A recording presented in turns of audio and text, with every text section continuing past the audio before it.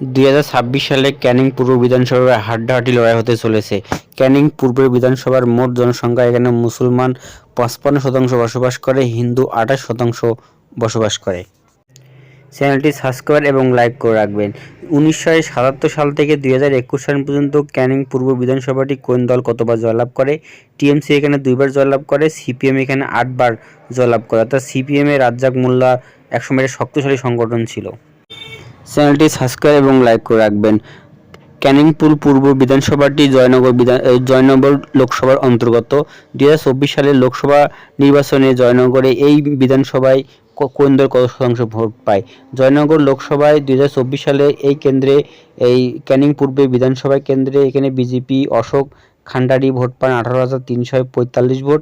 টিএমসিপির প্রার্থী প্রতিমা মণ্ডল ভোট পান 1,84,569 ভোট এবং আইএসএফ এর প্রার্থী মেঘনাথ হালদার 17,516 ভোট। অর্থাৎ 2024 সালের লোকসভা ভোটে, জয়নগর লোকসভা ভোটে ক্যানিং পূর্ব বিধানসভায় টিএমসি লিড পায় 1,66,224 ভোটে লিড নিয়ে এগিয়ে থাকে।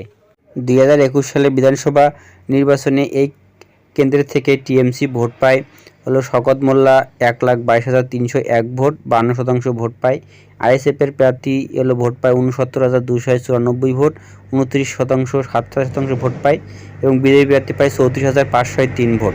অর্থাৎ এই কেন্দ্রে বিশাল একটা ভোটে প্রায় 80,000 ভোটে জয়লাভ করে এখানে টিএমসি। চ্যানেলটি সাবস্ক্রাইব এবং লাইক করে রাখবেন।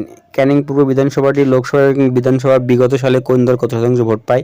2021 সালে বিধানসভা নির্বাচনে টিএমসি 52% ভোট পায়, আরএসএমপি পার্টি 29%, বিজেপি 14% এবং 2019 সালের লোকসভা নির্বাচনে এই কেন্দ্রে থেকে টিএমসি পায় 81% ভোট এবং বিজেপি পায় 11% ভোট।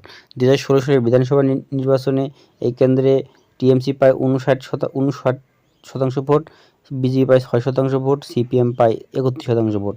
2014 সালের লোকসভা নির্বাচনে এখানে টিএমসি পায় 55% ভোট, বিজেপি পায় 8% ভোট। 2011 সালের বিধানসভা নির্বাচনে সিপিএম পায় 4%,